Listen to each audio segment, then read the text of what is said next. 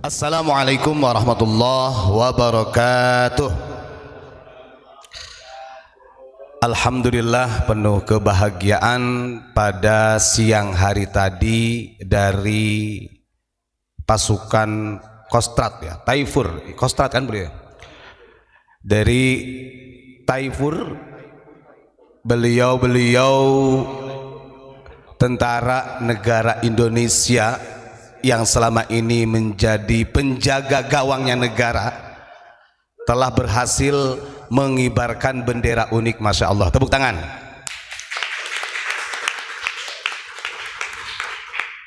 Terlepas ada yang mengatakan, wah ini asli apa bukan TNI-nya, ada juga kayak itu Pak, ada yang komen.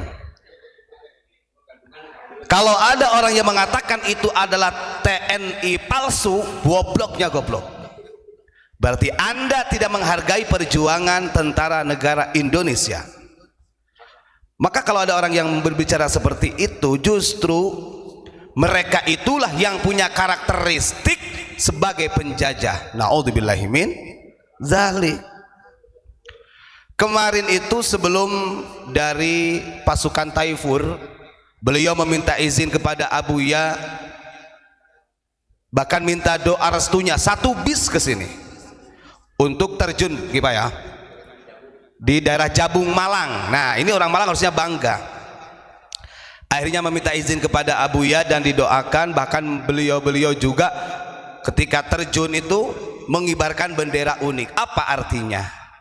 Ini adalah jawaban bagi orang-orang yang mengatakan unik sesat, bagi orang-orang yang mengatakan unik adalah PKI, bagi orang-orang unik adalah ajarannya bukan Ahlussunnah wal Jamaah.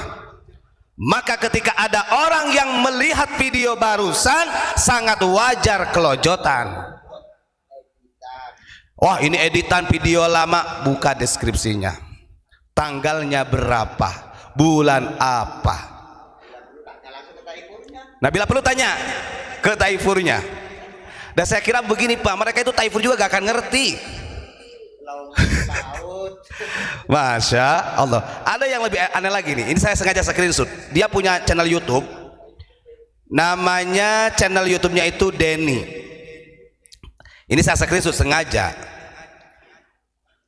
Bagaimana kata Kang Denny? Ini lucu. Jadi orang ini Denny P. Walaupun subscribe-nya baru 6 orang. Subscribe-nya 6 orang. Itu namanya P itu singkatan loh. Denny Pekok maksudnya itu. Terlepas itu nama samaran atau bukan, yang jelas setelah dibuka tadi sama Ustadz Rois itu, di situ ada beberapa komentar yang memang ternyata dia sering komentar yang kurang baik. Di antara komentarnya yang kita screenshot itu ada, tangkap dong si Gufron, kiainya sesat, pengikutnya tolol komplit, gitu kan. Bahkan iki gak salah TNI moro nang Gufron, ada kayak gitu. Nah, jangankan TNI, Panglima TNI, Wakapolri datang ke pesantren.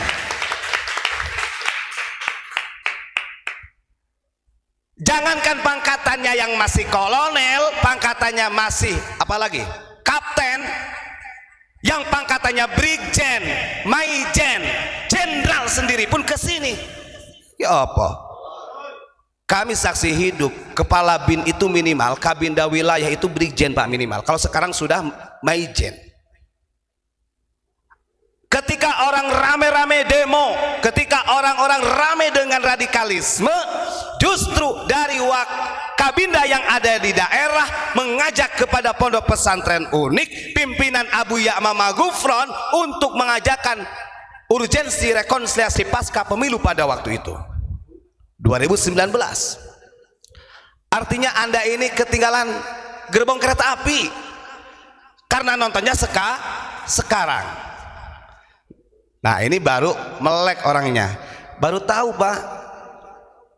Coba kalau Anda melihat dari tayangan dulu, Masya Allah. Bahkan yang memimpin setiap hari Senin upacara di Pondok Unik ini, yang menjadi inspektur upacaranya itu adalah TNI. Rungokno. Nah ini orang-orang ini perlu dikamplengi, bahaya nantinya. Ini bibit-bibit justru yang akan membahayakan integritas negara kesatuan Republik Indonesia. Kita sadar kalau kita paham sejarah, maka Bung Karno dulu mengatakan musuh yang paling bahaya bukan musuh dari luar, tapi musuh saudaramu sendiri. Nyata ini, gak sadar banyak orang yang tidak sadar. Itu yang pertama. Yang kedua, saya ingin membuka salah satu kitab karya Abu Yamamah Ghufron yang dari dulu katanya mana 500 kitab itu gak ada. Kita pernah buka beberapa kali juga gak pernah diupload, Pak.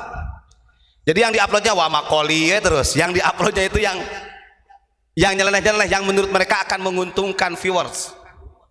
Padahal dari 500 kitab yang beliau tulis dengan abjad Suryani, ada 5 kitab yang sudah terselesaikan dengan syarahnya. Di antaranya kitab ini tentang Insan Kamil ya. Coba bisa ditunjukin Ustaz Is. Mudah-mudahan menjadi pengingat bagi orang-orang yang sombong, mau sombong dengan hartanya, mau sombong dengan jabatannya, apalagi sombong dengan nasabnya. Agak dibesarin bisa gak Pak? Wajah saya ditutupin gak apa-apa, biar tulisannya. Nah begitu. Di dalam kitab ini ada yang namanya Muhasabatun Nafsi, bab yang menjelaskan pentingnya pengoreksian diri.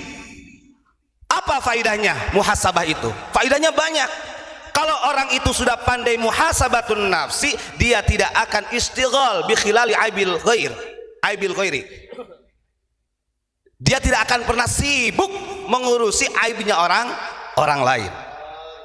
Maka bisa dikatakan ketika banyak orang yang sibuk mengurusi aibnya orang lain, berarti dia tidak bisa melaksanakan muhasabatun nafsi. Coba kita buka ya. Definisi muhasabatun nafsi itu apa? Di dalam agama sudah dijelaskan, muhasabah itu adalah al-qiyamu bitasfiyatin wa tanqiyatin nafsil basyariyati min dzunubiha wa ma'asiha. Muhasabah itu adalah pensucian diri dan termasuk mensucikan nafsu-nafsu yang basyariah min dzunubiha wa ma'asiha, dari dosa-dosa dan maksiat-maksiat yang kita lakukan. Itu secara definisi. Famiftahus sa'adati, ada tuh, monggo tulisannya tuh. Ini karyanya Mama Ghufron, karyanya Wamakoli ya, karyanya Wamakoli. Tulis semuanya Wamakoli tulis. Ini karya beliau Abu ya. Kenapa sama saya sengaja ditampilkan di layarnya? Biar sama-sama belajar, siapa tahu secara ukuran fasohah kita yang salah, panjenengan yang membenarkan, gitu aja. Karena ilmu nahwu sorof itu ilmunya ilmu takrir. Famiftahus sa'adati at-tayaqqudu wal fatanatu. Ingat, kunci kebahagiaan manusia di dalam masalah muhasabah adalah at-tayaqqud. Tayaqqud itu adalah orang yang selalu ingat kepada Allah, tidak lalai. Wal fatanatu, dan orang-orang yang betul-betul memahami, cerdas di dalam hal agama. Ini kok kadang-kadang baru hafal amar ma'ruf nahil mungkar aja sudah berani mengkafirkan orang kok. Kan banyak tuh. Satu hadis, 2 hadis kemudian didesain sedemikian rupa untuk menjadi penceramah. Giliran ditanya hukum makruh, mubah, haram nggak tahu. Masya Allah. Kunci kebahagiaan itu adalah at-tayaqqud wal fatanah. Di dalam syarah ini sudah kita jelasin, kita sarahkan. Tayaqqud di sini selain orang itu selalu mengingat kepada Allah, dia selalu berupaya mensucikan dirinya. Wal fatanatu, dan cerdas di dalam memahami agama. Nah, tadi disampaikan Pak Mujib, memahami prinsip hadis sendiri pun harus betul-betul dipahami asbabul wurudnya seperti apa. Jangan sampai seperti yang kemarin ada narasi mengharamkan tentang salam lintas agama, padahal itu bertolak belakang dengan hadis-hadis yang lainnya karena secara asbabul wurud tidak sesuai konteksnya. Naudzubillahi min dzalik. Itu kunci kebahagiaan. Waman ba'us syaqawati al-ghurur wal ghaflatu. Nah, sumber yang menjadi pondasi utama seseorang itu akan celaka dunia dan akhiratnya, lebih-lebih di akhiratnya, ada dua hal. Satu, al-ghururu, yang kedua wal ghaflatu. Ini kita kalau bahas masalah gurur, kalau buka di dalam Ihya banyak gurur itu. Ada gurur min umurid dunia, tipu daya dari urusan dunia, juga itu membahayakan, akan menjadikan kita celaka. Al gurur minas syaitan atau min mukris syaitan, tipu daya daripada setan.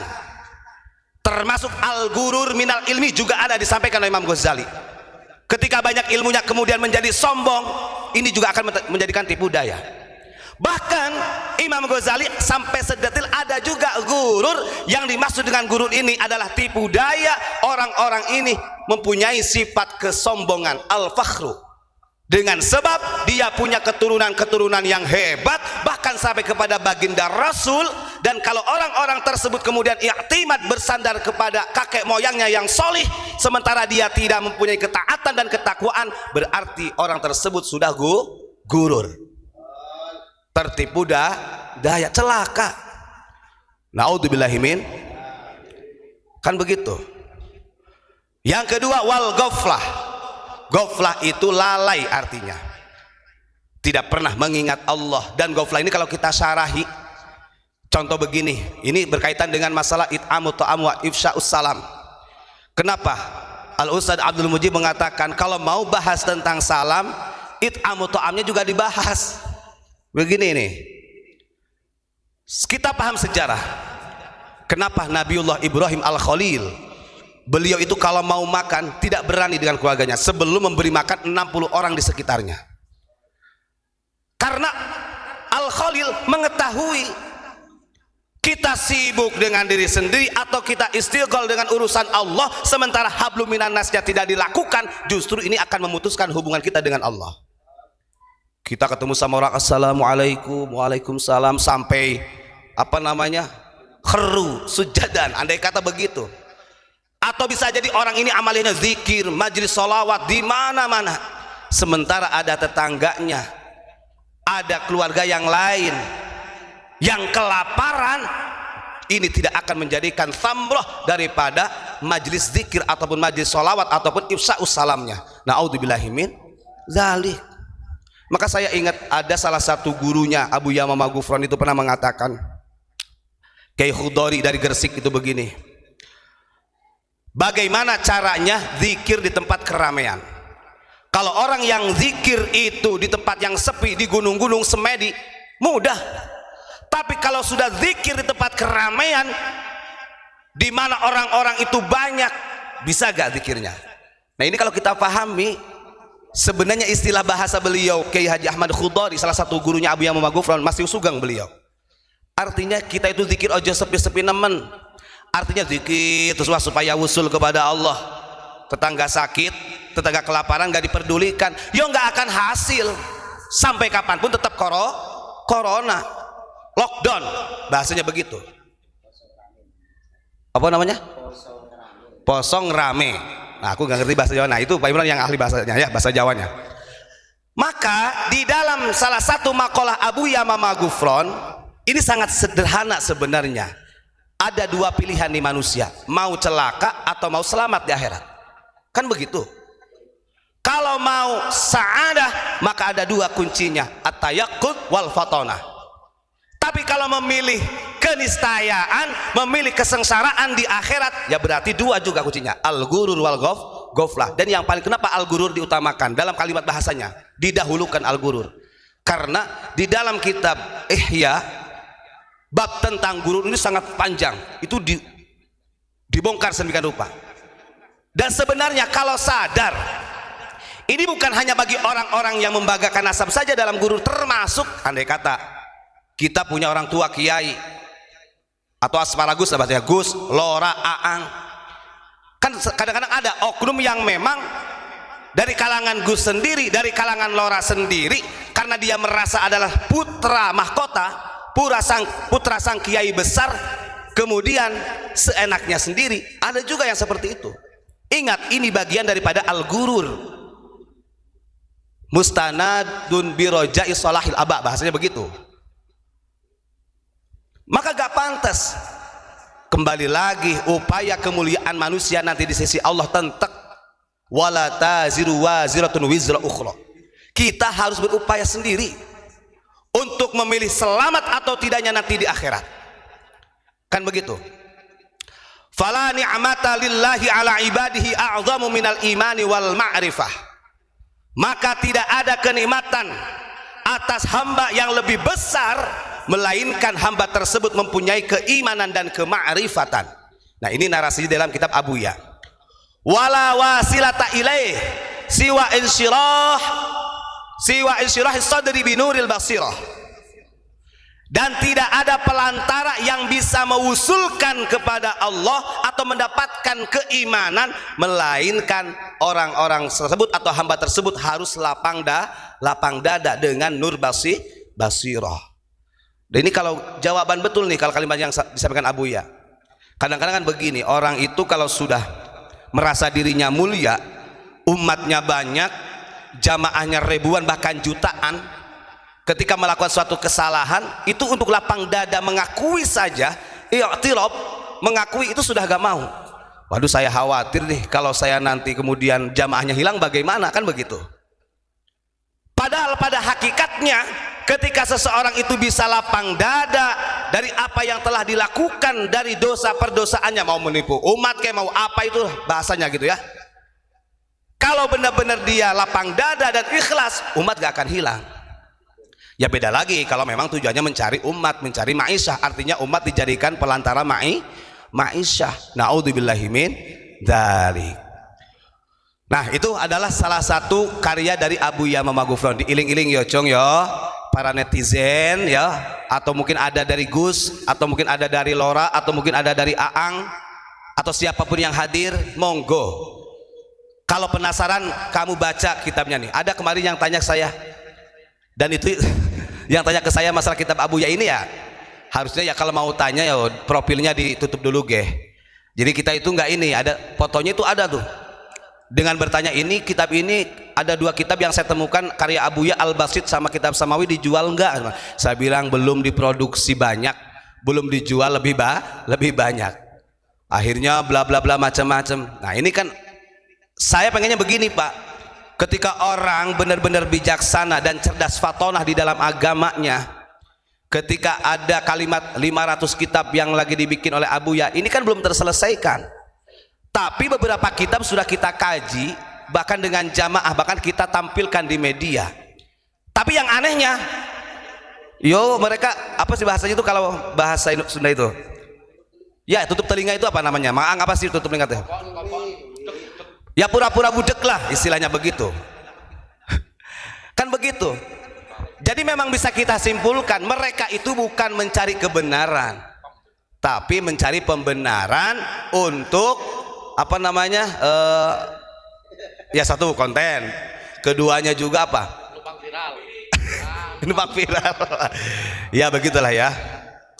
Tapi tetap kita senang ya, ini adalah salah satu karya daripada Abuya Mama Gufron, mudah-mudahan bermanfaat. Dan fa insyaallah secara referensi maroji'nya di dalam kitab-kitab beliau ini tidak terlepas dari akidah Asy'ariyah Maturidiyah ya. Jadi insya Allah tidak akan menyesatkan umat. Yang jelas kita ini semuanya tersesat di jalan kebenaran. Terima kasih. Assalamualaikum warahmatullahi wabarakatuh.